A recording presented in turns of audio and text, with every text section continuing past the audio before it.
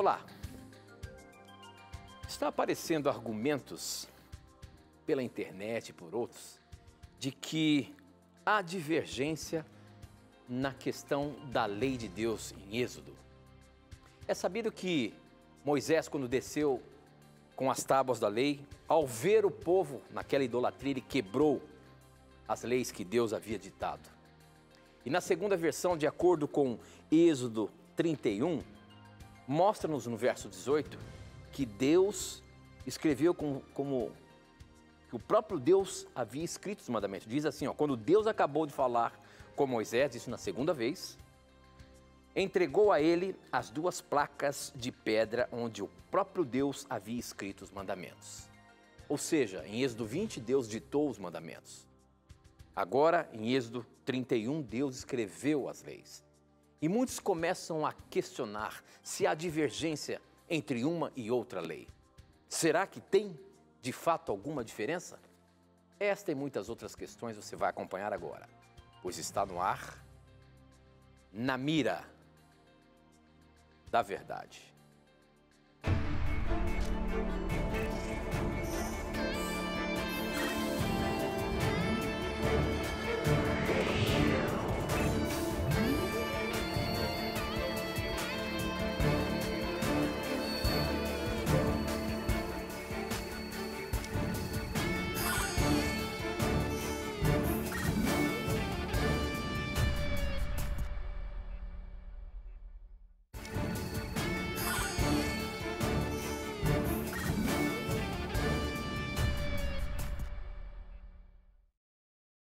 Olá, seja muito bem-vindo. Mais uma vez estamos aqui começando o programa Na Mira da Verdade. Esse programa que tem respondido às mais diversas questões bíblicas, teológicas e tudo respondido à luz da Palavra de Deus. Portanto, não tenha preconceitos, pergunte o que você quiser.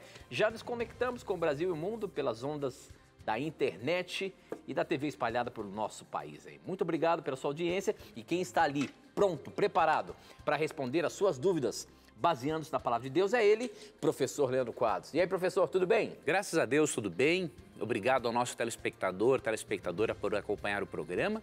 Esperamos que as respostas de hoje sejam importantes para a sua vida, não é? Que Deus, por meio da sua palavra, mostre aquilo que você precisa saber, quem sabe para resolver um problema, tomar uma decisão, não é? Então envie as suas perguntas, vai ser um prazer para nós ajudar você. Hoje no mundo é muito fácil você ter informação. Através da internet, com certeza você tem muitas informações. Só que muitas vezes há um conjunto de informações que ao invés de elucidar alguma coisa acaba complicando.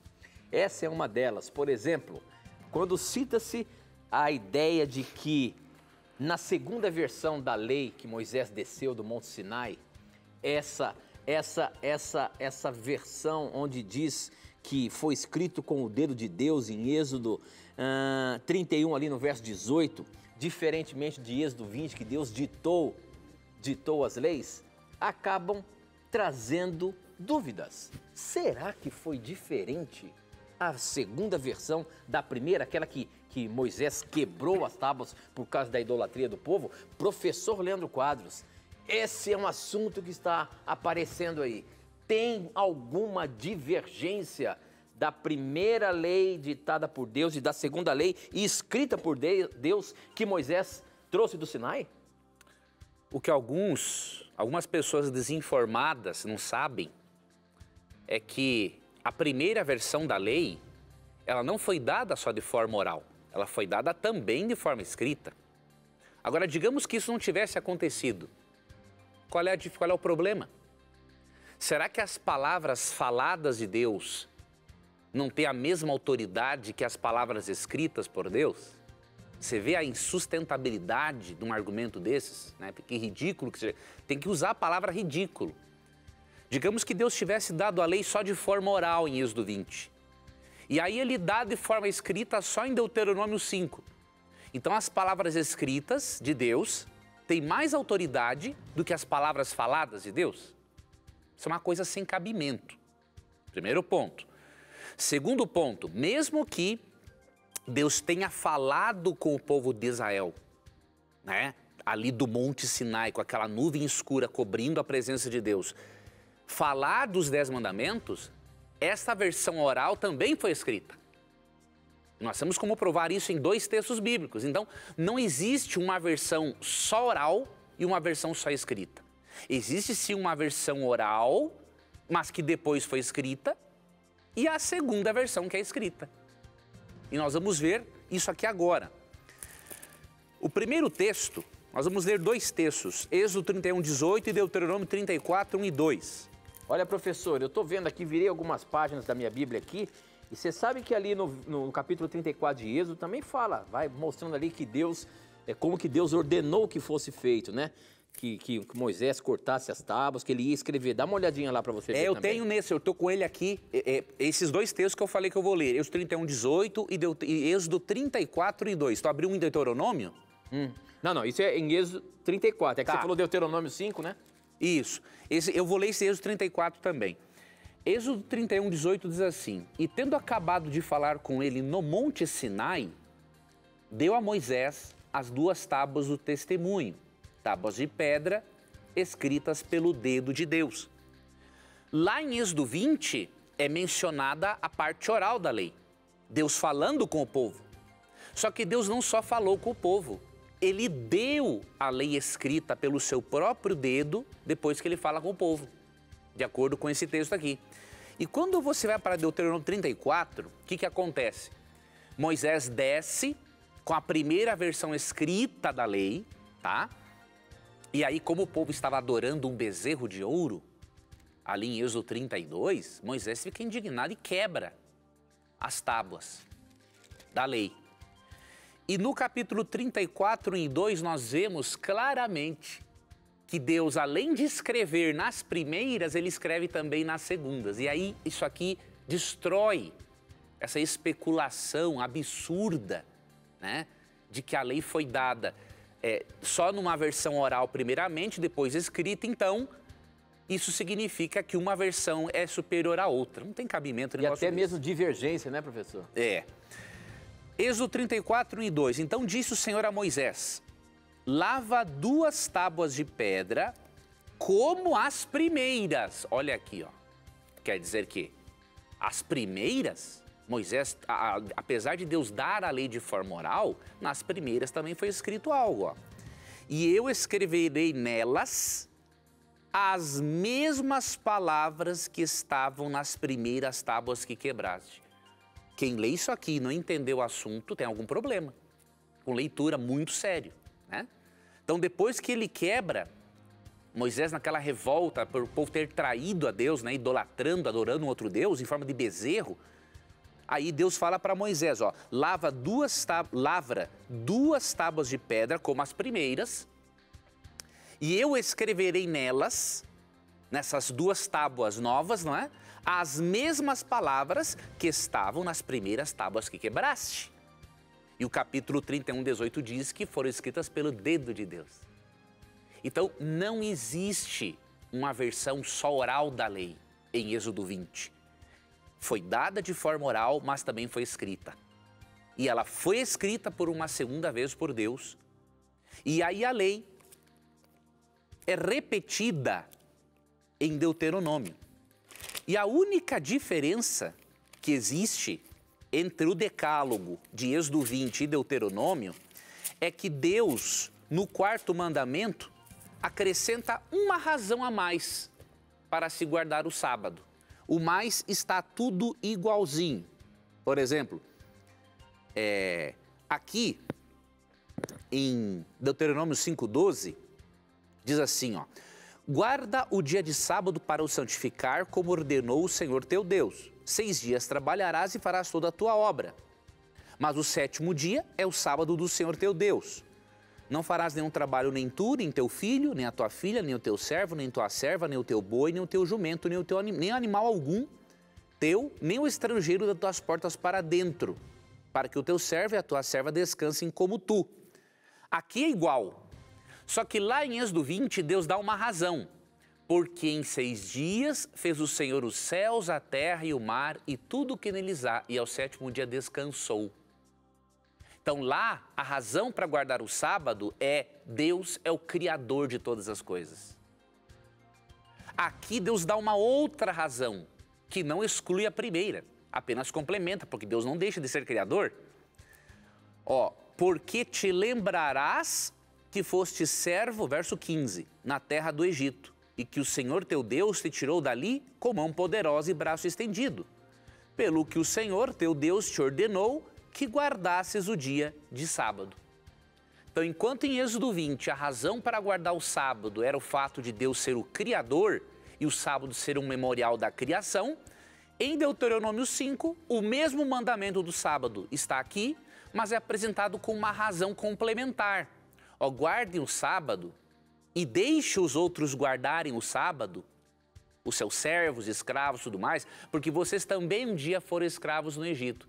Então, em Êxodo 20, o sábado é um memorial da criação, e em Deuteronômio 5, o sábado é um memorial da libertação do povo do Egito. Um memorial, podemos dizer até da salvação. Então, isso é a única diferença que existe. Os demais mandamentos, incluindo o não matarás, está do mesmo jeito em Deuteronômio 5 e em Êxodo 20, assim como com os outros demais mandamentos. Então, cuidado, amigo telespectador, telespectadora. Na internet tem muita informação, mas também tem muita desinformação. Não acredite de primeira naquilo que você lê, né? Compare com a Bíblia, com outras fontes, se você ler outro assunto, porque a internet ela abriga muita coisa boa, mas também abriga muita besteira. E você der crédito a essas coisas que não tem base na palavra de Deus, isso só vai afastar você da Bíblia, de Deus, e aí isto é uma porta de entrada para a heresia. Aí entra uma heresia, você acredita numa doutrina falsa, isso aí vai minando a tua comunhão com Deus e uma heresia puxa outra, tá? O cara aceita uma crença errada, essa crença errada puxa mais uma, puxa mais outra, quando vê o cara tá fora da igreja, apostatado, não acredita mais em nada, né? Então tenha muito cuidado com isso. Vá sempre à Bíblia. Faça como os crentes de Bereia, em Atos 17:11. Veja bem, ó, Paulo e Silas eram totalmente dignos de confiança. Mas os crentes de Bereia, mesmo assim, eles iam todos os dias conferir na Bíblia se o que Paulo e Silas pregavam estava de acordo com a Bíblia. Então, se os bereanos tiveram o direito do benefício da dúvida em relação a Paulo e Silas, nós temos que usar o benefício da dúvida em relação a qualquer ser humano que nos transmita algum conhecimento religioso. É por isso que nós temos que ter um contato com a Bíblia, pessoal, né? Entendendo as regras básicas de interpretação do texto, contando com a ajuda do Espírito Santo, com algumas ferramentas como um manual bíblico, um comentário bíblico, um dicionário bíblico, e aí sim faremos um estudo sério da Bíblia e estaremos livres desse tipo de engano, né, que só atrapalha o cristão de continuar crescendo na sua caminhada cristã. Muito bem, estamos apenas começando. Para você participar do programa, você pode mandar as suas dúvidas pelo nosso SMS. O número é 12981510101. Você pode também participar pelo nosso Facebook, namiradaverdade.nt, lá no Facebook. E também no Instagram, @namiradaverdade. Participe aí, mande as suas dúvidas para a gente e vamos juntos aprender muito da Palavra de Deus, de assuntos teológicos, assuntos que poderão dar um discernimento para você na sua jornada na vida cristã.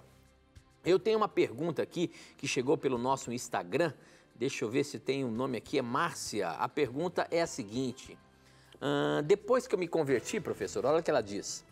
Eu, meu esposo e a minha filha, percebi uma guerra espiritual grande com relação à minha família. Sabia que o cristão era perseguido, humilhado e maltratado por muitos, porém, sinto tudo isso hoje na pele. E o pior, por amigos e familiares. Eu queria um conselho, como eu devo agir diante dessa situação? Pois é muito difícil lutar contra os seus. Detalhe, sei que a luta é contra as potestades e o inimigo, e não contra as pessoas, mas mesmo assim está muito difícil. Professor, esse é um dilema de uma pessoa que está andando nos caminhos de Deus e começa a perceber que tudo parece que está contra ele. O que a Bíblia pode nos dar aí de luz para a gente ajudar essa telespectadora? Olha, querida telespectadora, Jesus Cristo tem algo a lhe dizer na Bíblia sim, ó. E ele até dá o aviso, né, de que a vinda dele, a primeira vinda dele, iria causar divisão entre as pessoas. Por quê? Porque algumas pessoas da família aceitam a Cristo e outras não. Algumas pessoas do nosso círculo de amizades aceitam a Cristo e outras não. Então veja o que Cristo diz aqui, ó, em Mateus capítulo 10, vamos ler dos versos 34 a 39. Não penseis que vim trazer paz à terra. Não vim trazer paz, mas espada. Aí ele vai explicar o porquê, ó. Pois vim causar divisão. Por isso que a espada, ele usa o termo espada porque é um símbolo de divisão, né? A espada divide. Pode dividir a cabeça, né, do corpo. Pois vim causar divisão entre o homem e seu pai. Olha aqui, ó. Entre a filha e sua mãe, e entre a nora e sua sogra. Assim, os inimigos do homem serão os da sua própria casa. Então Cristo deu um aviso. Agora Cristo vai lhe dar um conselho. Vamos para o verso 37 ao 39. Quem ama seu pai ou sua mãe mais do que a mim, não é digno de mim. Quem ama seu filho ou sua filha mais do que a mim, não é digno de mim. E quem não toma a sua cruz e vem após mim, não é digno de mim. Quem acha a sua vida, perdê-la-á. Quem todavia perde a vida por minha causa, achá-la-á. Então o que Jesus diz para você, né? Que você tem que amar mais a Jesus do que a sua família. E sempre optar por Ele. Isso não significa ficar de mal com a família, não significa não amar a sua família, não cuidar dela, não.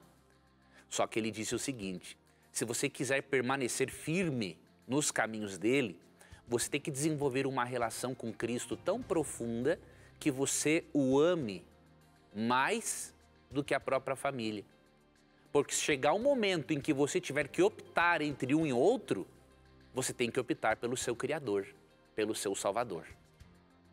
Mas existe também outra possibilidade, minha irmã, e aqui eu vou lhe dar um outro conselho. Existe a possibilidade de você ganhar a sua família para Cristo por meio do seu comportamento e não necessariamente por meio de palavras, já que eles não querem escutar. Então, depois desse intervalo do programa, eu vou ler um texto que vai lhe dar uma dica a respeito disso. A gente volta já, não sai daí não.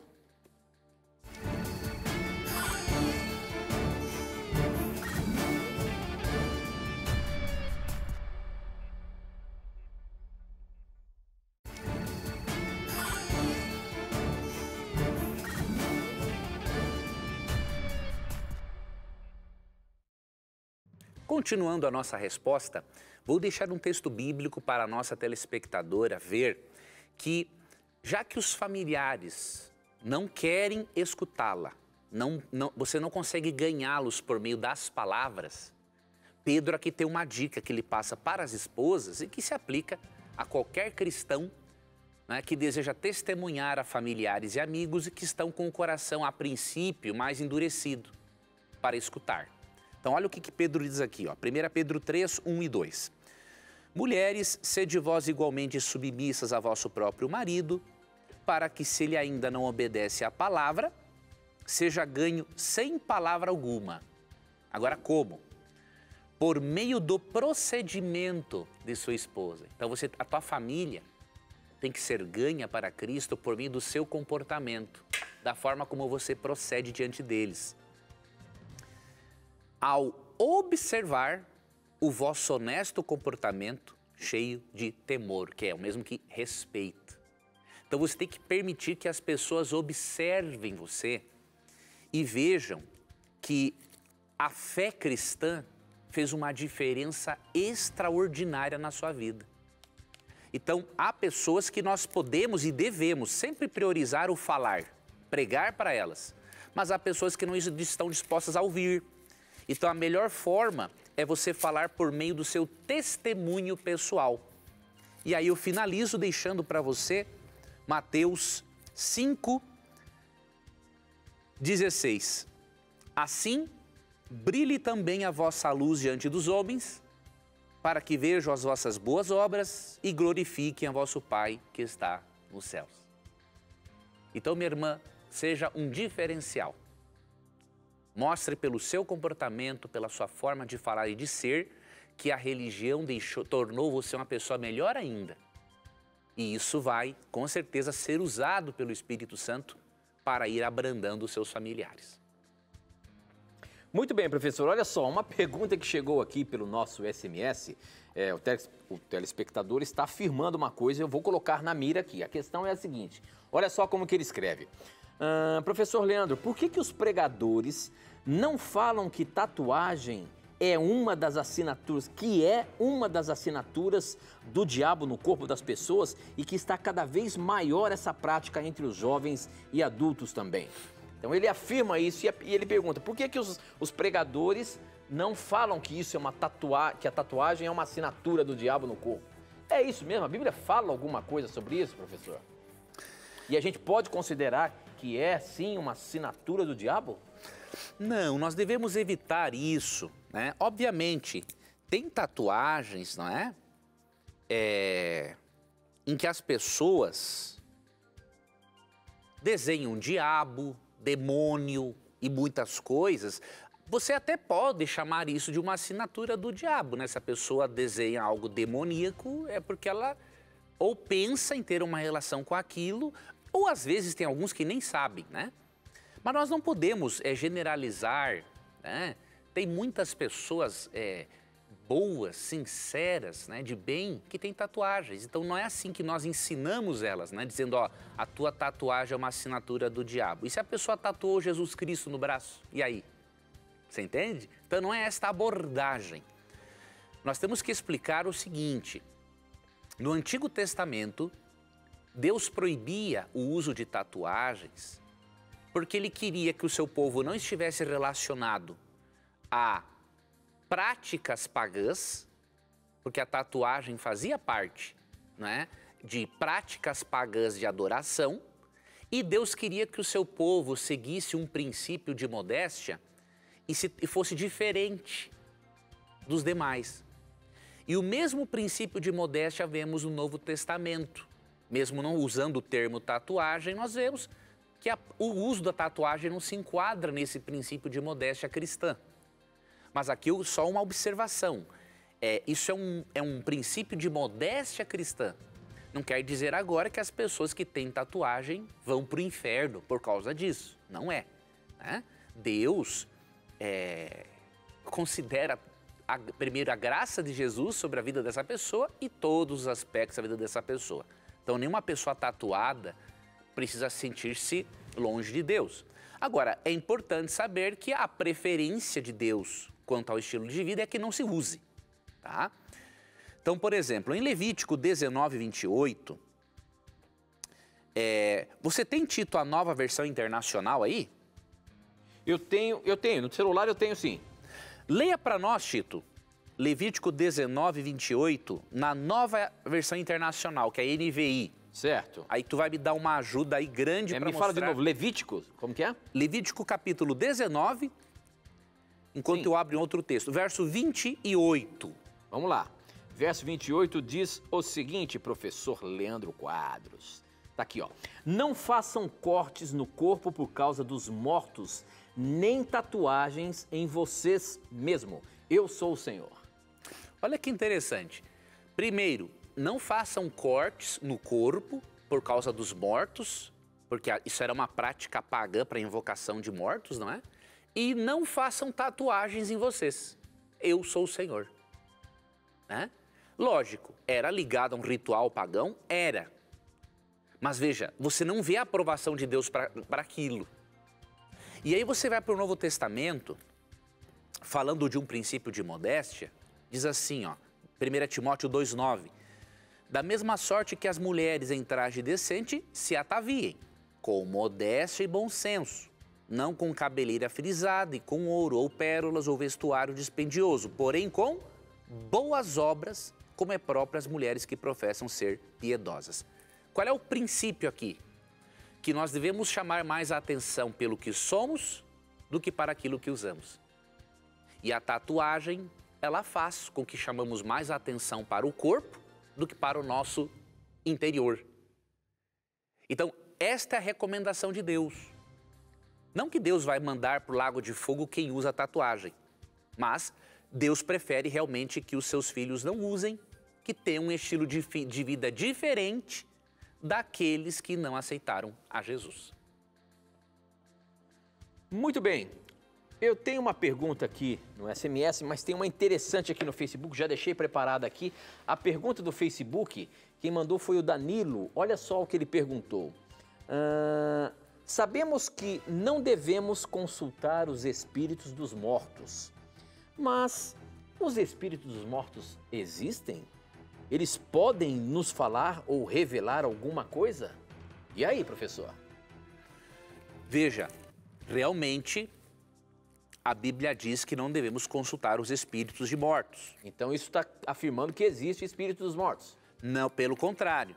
A Bíblia não recomenda a consulta porque não são espíritos de mortos. Opa! Porque são outros espíritos. Vamos ver aqui, primeiro, a condenação de Deus para esta prática. Deuteronômio 18, 9 a 14. Aqui são algumas orientações que Deus dá ao povo de Israel para que eles cumprissem quando entrassem na terra prometida. E aqui ele diz quais práticas não deveriam existir entre eles. Veja, se uma dessas práticas fosse boa, Deus não proibiria, porque o Salmo 84, 11 diz que Deus não só nega nenhum bem àqueles que andam retamente. Então, se Deus está proibindo, é porque a prática não é boa, tá? Quando entrares na terra que o Senhor, teu Deus, te der, não aprenderás a fazer conforme as abominações daqueles povos. Olha só, essas práticas a seguir ele vai chamar de abominações.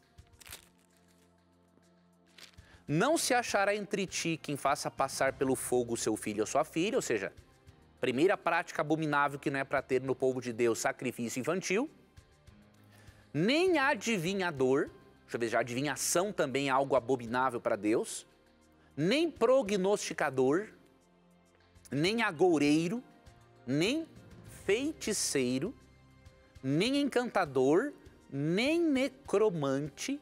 Necromante é quem pratica necromancia, conversa com mortos, nem mágico, e até repete com ênfase, ó, nem quem consulte os mortos. Pois todo aquele que faz tal coisa é abominação ao Senhor. E por estas abominações o Senhor teu Deus os lança de diante de ti.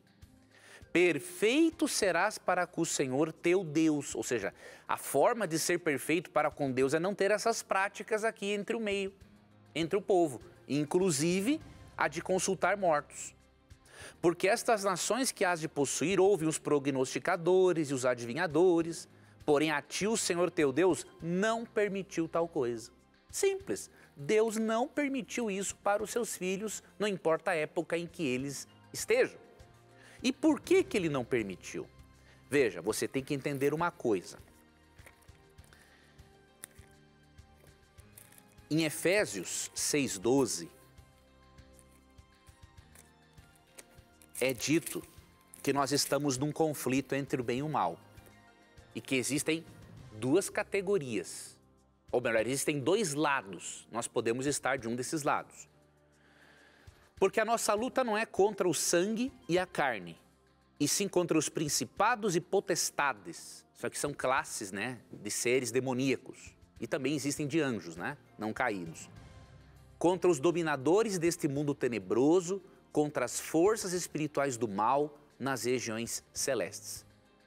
Então veja, se a nossa luta é contra seres demoníacos que, de acordo com Apocalipse 12, 7 e 9, foram expulsos do céu, se 2 Coríntios 11, 14 e 15 ensina que o diabo pode se disfarçar em anjo de luz, se Deuteronômio 18 diz que Deus abomina a prática de consultar mortos, nós podemos concluir perfeitamente à luz da Bíblia que a prática de consulta a mortos é demoníaca e que aqueles espíritos que se comunicam por meio dos médiuns não são espíritos dos mortos, tá? São espíritos de demônios que personificam, que imitam o tom de voz, muitas vezes a forma, apresentam o conhecimento que a pessoa que estava viva antes tinha, ok?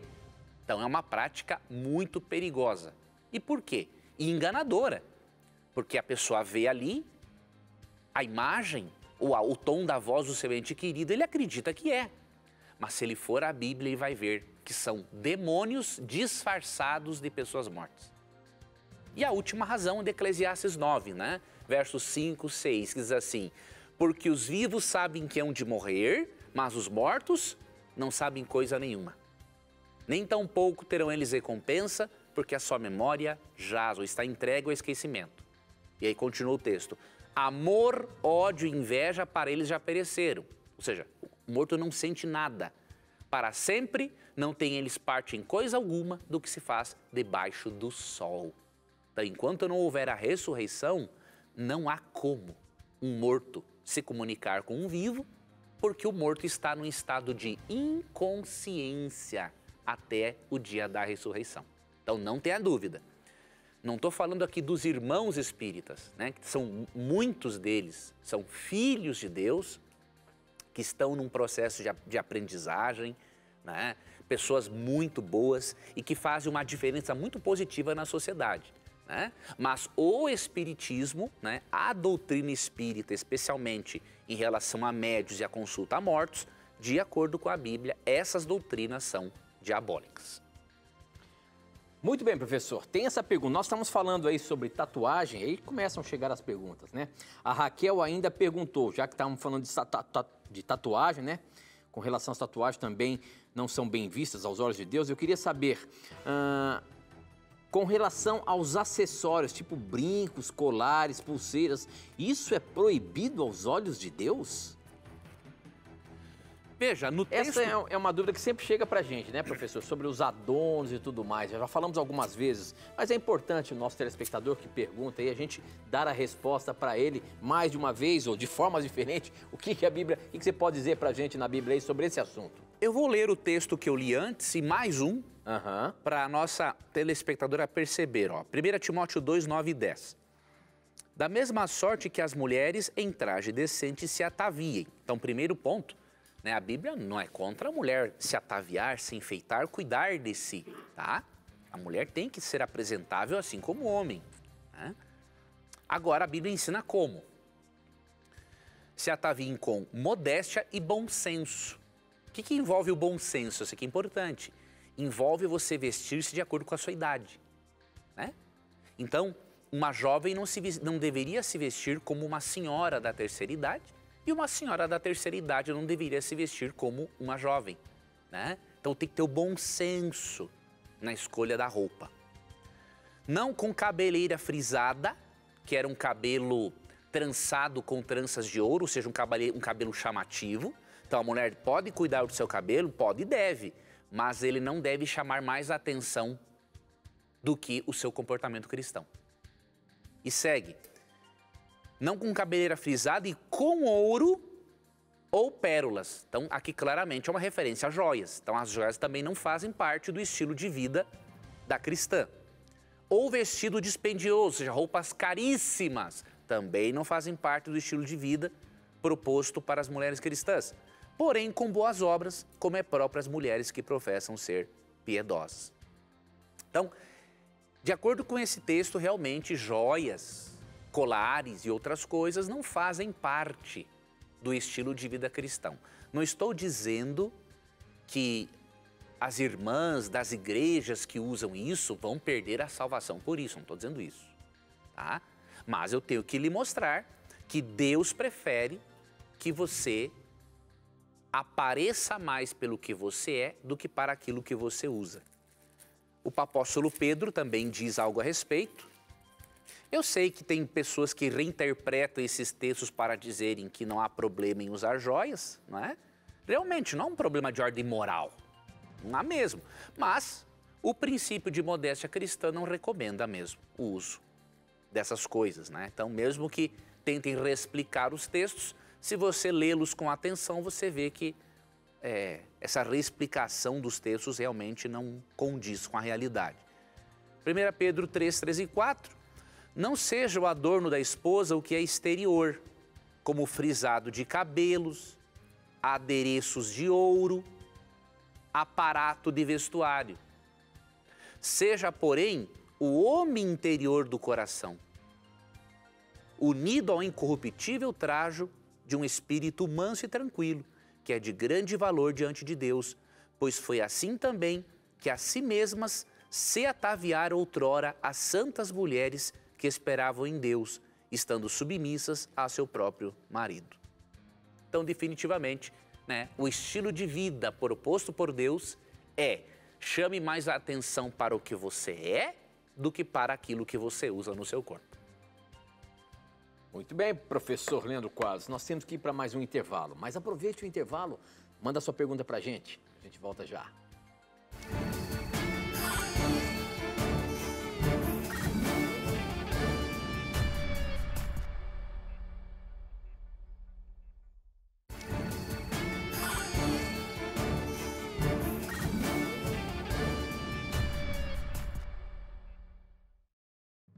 Já estamos de volta e eu queria aproveitar e dizer para você que você pode estudar a Bíblia com a gente, através desse curso bíblico que já oferecemos há muito tempo aqui. Mas é um excelente estudo bíblico para os dias em que estamos vivendo. Cremos que estamos nos últimos tempos da história. E você vai ver nesse estudo o fascinante momento que poderemos viver eternamente, mas para isso acontecer, algumas coisas estão para acontecer. E aqui você pode estudar e se preparar para esse grande dia. Se você quer estudar com a gente esse curso bíblico Verdades para o Tempo do Fim, você pode acessar agora o nosso blog, novotempo.com/na mira da verdade. Lá você vai poder fazer o pedido agora mesmo. É só você arrastar a barra de rolagem ali no blog e você vai ver a imagem dessa revista, clica lá e você vai ser direcionado para fazer o estudo bíblico, ou se preferir, você pode ligar para a gente no horário comercial e pedir esse estudo bíblico, o estudo bíblico do programa Na Mira da Verdade.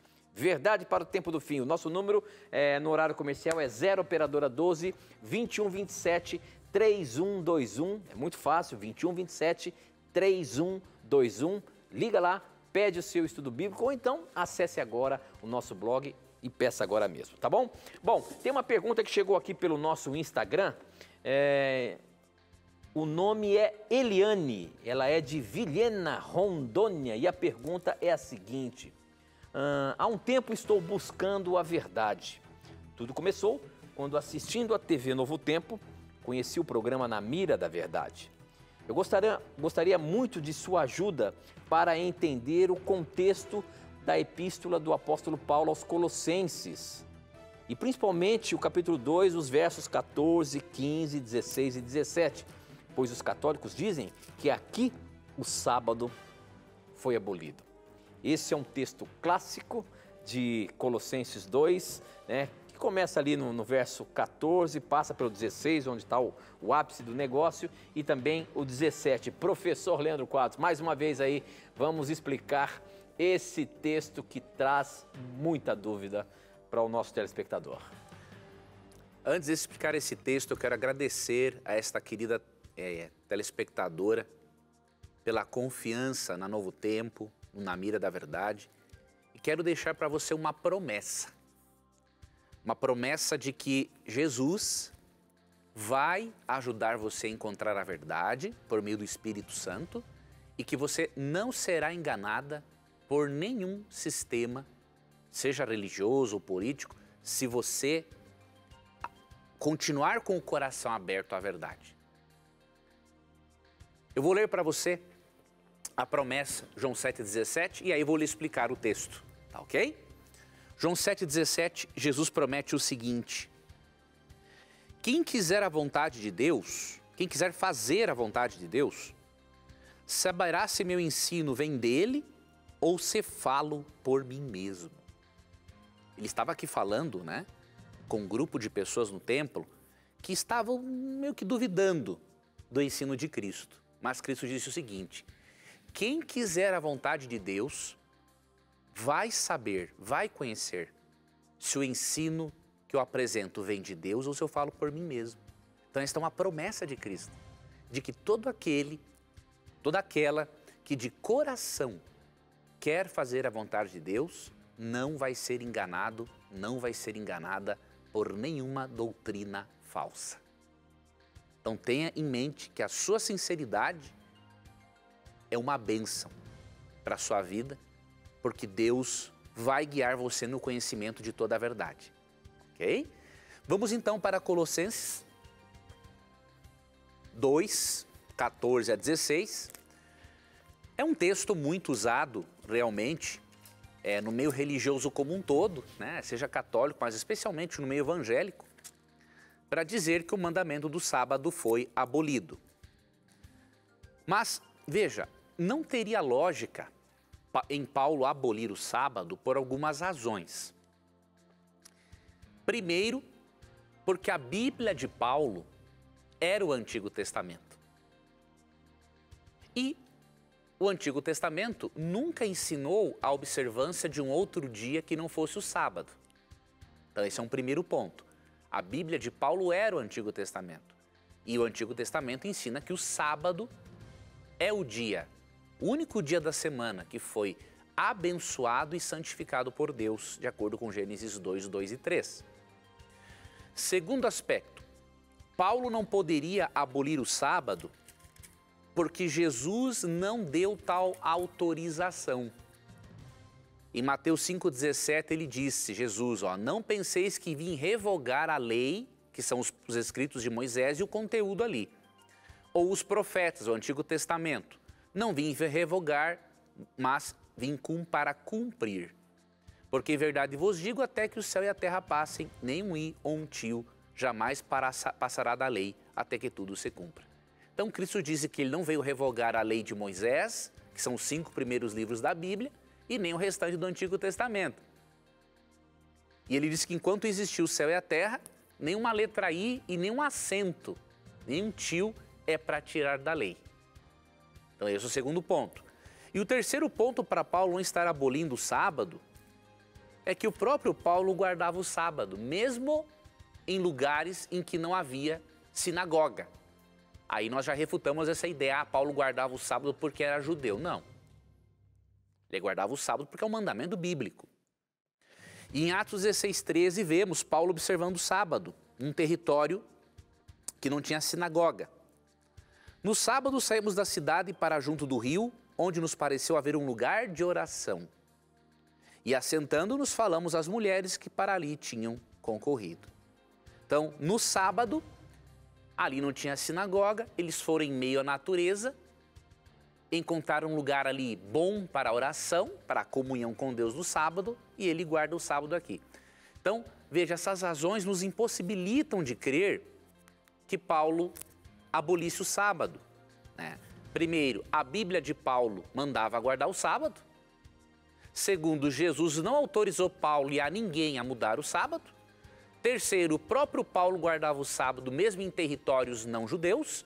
E quarto, Paulo em Colossenses não está sendo contra o mandamento do sábado, mas contra uma observância distorcida do sábado. Isso que devemos considerar. Então vamos ver aqui Colossenses 2, 14 a 16. Tendo cancelado o escrito de dívida que era contra nós e que constava de ordenanças, o qual nos era prejudicial, removeu inteiramente encravando na cruz e despojando os principados e as potestades, publicamente os expôs ao desprezo, triunfando deles na cruz. Então aqui diz que quando Cristo cancela um escrito de dívida, ele expõe publicamente os demônios, mostrando que eles, o diabo, são mentirosos. esse escrito de dívida não pode ser a lei como princípio, porque de que maneira Cristo causaria vergonha e exporia ao desprezo os demônios abolindo a lei? Simplesmente Cristo ia demonstrar que Deus é um ser mutável e que a lei de Deus não é tão justa. E aí Satanás teria argumentos, não é? Esse escrito de dívida não é a lei, é a condenação da lei. O que nós devíamos para Deus? O que diz Romanos 6, 23? O salário do pecado é a morte. Então a lei, ela exige a morte do pecador. E o escrito de dívida que Cristo removeu na cruz foi o débito que nós tínhamos para com a lei de Deus. E agora nós não precisamos mais sofrer a morte eterna. E isso trouxe vergonha aos demônios, porque Deus elaborou um plano para salvar o ser humano e expôs publicamente a maldade dos demônios quando Cristo triunfa na cruz. Então esse é o primeiro ponto. E o verso 16, aí vem assim, ó: ninguém, pois, vos julgue por causa de comida e bebida, ou dia de festa, ou lua nova, ou sábados. Então aqui parece realmente haver uma sequência de festas, não é? Anual.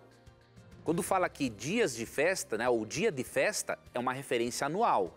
Lua nova, um período mensal. E sábados, um período semanal. Agora, será que Paulo é contra as festas e contra os sábados? Não, vamos ver aqui em que contexto ele está fazendo isso, ó. Porque tudo isso tem sido sombra das coisas que haviam de vir, porém o corpo é de Cristo. Verso 18. Ninguém se faça árbitro contra vós outros, pretextando humildade e culto dos anjos. Olha só, nesse contexto, eles estavam observando as festas religiosas e também o sábado num contexto em que havia um culto a anjos, algo totalmente proibido por Deus, baseando-se em visões, enfatuado, sem motivo algum, em sua mente carnal. E mais uma coisa ele estava enfrentando aqui de problema, ó. Verso 20. Se morrestes com Cristo para os rudimentos do mundo, por que, como se vivesseis no mundo, vos sujeitais a ordenanças? Não manusieis isto, não proves aquilo, não toques aquilo outro, segundo os preceitos e doutrinas dos homens? Pois todas essas coisas com uso se destroem. Tais coisas, com efeito, têm aparência de sabedoria, como o culto de si mesmo, e de falsa humildade e rigor ascético. Essa palavra é importante. Todavia não tem valor algum contra a sensualidade. Então, nesse contexto, eles estavam observando o sábado e outras festividades num contexto de adoração a anjos. Cristo estava sendo deixado de lado, a pessoa de Cristo sendo ofuscada, e eles praticavam um rigor ascético. Ou seja, não comiam certas coisas, não tocavam em certas coisas para não se contaminarem espiritualmente. Então o que nós concluímos? Paulo não é contra o mandamento, porque ele mesmo guardava, como eu já demonstrei, mas ele era contra a observância do sábado nesse contexto sincretista religioso da igreja de Colossos. Simplesmente isso. Ok, muito bem, professor. Outra perguntinha aqui, essa veio do Facebook. Essas perguntas precisam ser bem estudadas, por isso essa demorou bastante, porque realmente precisamos explicar bem o que o texto bíblico está apresentando aí no seu contexto e tudo mais. Olha só a pergunta do Rodrigo, professor. Ele é de Montes Claros e ele precisa tirar uma dúvida. No céu, Jesus estará conosco com as marcas da crucifixão no corpo? A Bíblia fala alguma coisa que Jesus vai estar no céu com as marcas dos cravos em suas mãos, em seus pés? Não, a Bíblia não fala realmente a respeito disso. Algumas pessoas interpretam Zacarias 12, né? E que diz supostamente que prega que Cristo, que diz assim, que feridas são estas em suas mãos? Aí diz assim o texto, são feridas com que fui ferido na casa dos meus irmãos. Mas o contexto é outro. Ali os que foram feridos são os falsos profetas. Olha aí. Né? Não tem nada a ver com Cristo. Nós podemos deduzir que por Cristo ter agora uma dupla natureza, né? Uma natureza divina humana, ele pode sim, por causa dessa natureza humana que está mesclada com a sua natureza divina, ele pode preservar sim as marcas da cruz nas suas mãos e pés como um lembrete eterno do seu amor por nós. Ele pode fazer isso, tá? Não vejo nenhum problema em crer nisso. A Bíblia especificamente não fala. Não, a Bíblia especificamente não fala. Ok, muito bem. Tem alguns minutinhos ainda. Uma outra pergunta, faz tempo que não aparece aqui no nosso programa, temos 2 minutinhos aí. Ela diz o seguinte, eu queria que você me explicasse mais sobre os 144 mil. Esse é um número que aparece ali em Apocalipse, né, a partir do capítulo 7. E as pessoas têm dúvida, será que esses são apenas esses que estarão vivos por ocasião da volta de Jesus? Né? São só esses que vão ser salvos? O que a Bíblia pode ajudar a gente a entender esse texto, professor? Veja, vou aqui rapidamente abordar de forma bem resumida, porque temos pouco tempo. Os 144 mil aparecem em Apocalipse 7 e também em Apocalipse 14. Nós entendemos que os 144 mil é um número simbólico que representa a totalidade de justos, né? De justos que estarão vivos por ocasião da volta de Cristo. E por que nós cremos nisso? Porque o capítulo 7 mostra que os 144 mil passam pela grande tribulação, diz Apocalipse 7, 13 e 14, não é? E, além dos 144 mil, ou pode ser que seja o mesmo grupo, de acordo com alguns intérpretes, Apocalipse 7, 9 fala assim, ó, depois dessas coisas vi e eis grande multidão que ninguém podia enumerar, de todas as nações, tribos, povos e línguas, em pé diante do trono e diante do Cordeiro, vestidos de vestiduras brancas e com palmas nas mãos. Então, aqui você vê que não é só um número mencionado como sendo de salvos, não. Aqui tem uma quantidade de salvos que ninguém pode numerar. E o número 144 mil, ele é um número de origem militar. No Antigo Testamento, quando o povo de Israel entrava em guerra, né, as 12 tribos, muitas vezes, se posicionavam, né, as 12 tribos em ordem, e em algumas batalhas, essas tribos usavam 1000 pessoas em cada batalha. Então aí você vê João multiplicando aqui em Apocalipse 7, essas 12 tribos de Israel, vezes 1000, vezes 12, para chegar nesse número, para dizer o seguinte, que a igreja, no fim dos tempos, será uma igreja militante, antes de ser igreja triunfante. Ok, professor, ok. Com essa nós temos que encerrar o nosso programa. A gente sabe aí que tem muitas perguntas que chegam para a gente não consegue colocar todas. Agora, é importante a gente ver que as dúvidas geralmente acabam se repetindo, mas o professor Leandro Quadros tem dado respostas diferentes com o mesmo contexto para poder abrir mais a nossa mente. Muito obrigado, professor, pelas respostas aqui de hoje e a gente se encontra com certeza semana que vem. Obrigado, Tito, por sempre estar aí na nossa companhia, trazendo as perguntas dos nossos amigos. E lembre-se, amigo telespectador e telespectadora, que sempre que você tiver a coragem de perguntar, a Bíblia vai ter a coragem de lhe responder. E aqui você sabe, as suas perguntas sempre estão na mira da verdade. Que Deus possa nos abençoar. Até o nosso próximo encontro.